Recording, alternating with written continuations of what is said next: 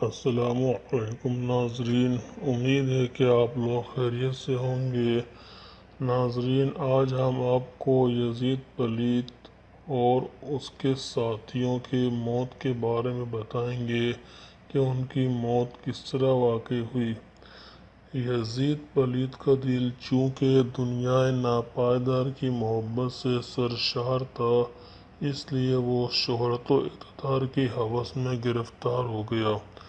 اپنے انجام سے غافل ہو کر اس نے امام علی مقام اور آپ کے رفقا کے خون ناحق سے اپنے ہاتھوں کو رنگ لیا۔ جس اقتدار کی خاطر اس نے کربلا میں ظلم و ستم کی آندھیاں چلائیں، وہ اقتدار اس کے لیے کچھ زیادہ ہی ناپائیدار ثابت ہوا۔ بد نصیب یزید صرف 3 برس 6 ماہ تک تخت حکومت پر حکومت کر کے ربیع النور شریف 64 ہجری کو ملک شام کے شہر حمص کے علاقے حوارین میں 39 سال کی عمر میں مر گیا۔ یزید پلیت کی موت کا ایک سبب یہ بھی بتایا جاتا ہے کہ وہ ایک رومی نسل لڑکی کے عشق میں گرفتار ہو گیا تھا، مگر وہ لڑکی اندرونی طور پر اس سے نفرت کرتی تھی۔ ایک دن رنگ رلیاں منانے کے بہانے اس نے یزید کو دور ویرانے میں تنہا بلا لیا۔ وہاں کی ٹھنڈی ہواؤں نے یزید کو بدمست کر دیا۔ اس دوشیزہ نے یہ کہتے ہوئے کہ جو بے غیرت اپنے نبی کے نواسے کا غدار ہو، وہ میرا کب وفادار ہو سکتا ہے، خنجر آبدار کے پے در پے وار کر کے چیر پھاڑ کر اس کو وہیں پھینک دیا۔ چند روز تک اس کی لاش چیل کووں کی دعوت میں رہی۔ بالآخر ڈھونڈتے ہوئے اس کے موالی وہاں پہنچے اور گڑھا کھود کر اس کی سڑی ہوئی لاش کو وہیں دفنا دیا۔ وہ تخت ہے کس قبر میں، وہ تاج کہاں ہے، وہ تخت ہے کس قبر میں، وہ تاج کہاں ہے، اے خاک بتا زور یزید آج کہاں ہے۔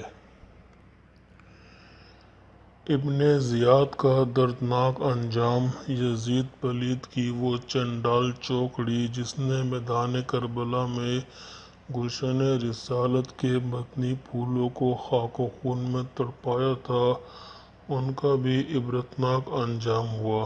یزید پلیت کے بعد سب سے بڑا مجرم کوفہ کا گورنر عبید اللہ ابن زیاد تھا۔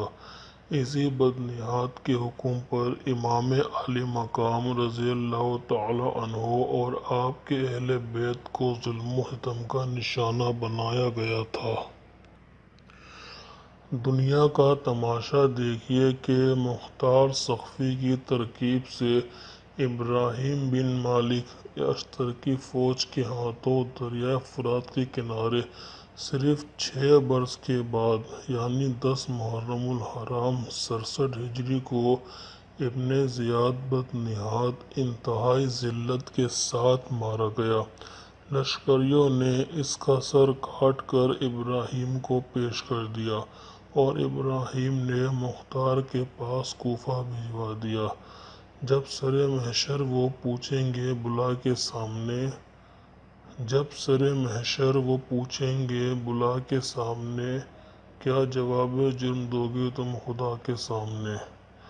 اور اسی جگہ ابن زیاد بدنہاد کا سر ناپاک رکھا گیا، جہاں 6 برس قبل امام علی مقام حضرت حسین رضی اللہ تعالی عنہ کا سر پاک رکھا گیا تھا۔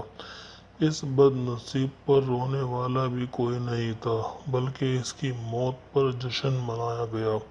صحیح حدیث میں ہے کہ عمارہ بن عمیر سے مروی ہے کہ جب عبید اللہ ابن زیاد کا سر اس کے ساتھیوں کے سروں کے ساتھ لا کر رکھا گیا تو میں ان کے پاس گیا، اچانک غل پڑ گیا اور میں نے دیکھا کہ ایک سانپ آ رہا ہے جو سب سروں کے بیچ میں سے ہوتا ہوا ابن زیاد کے ناپاک نتنوں میں داخل ہو گیا اور تھوڑی دیر ٹھہر کر چلا گیا، حتیٰ کہ غائب ہو گیا اور اسی طرح 2-3 بار ہوا۔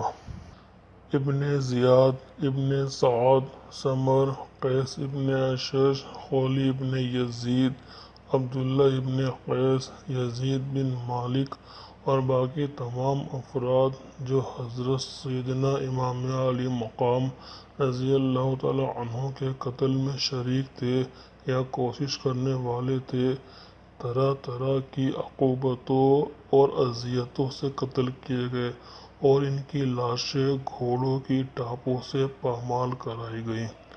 اللہ تعالیٰ سے دعا ہے کہ وہ ہمیں امام علی مقام حضرت امام حسین رضی اللہ تعالیٰ عنہ کے نقش قدم پر چلنے کی توفیق عطا فرمائے، آمین۔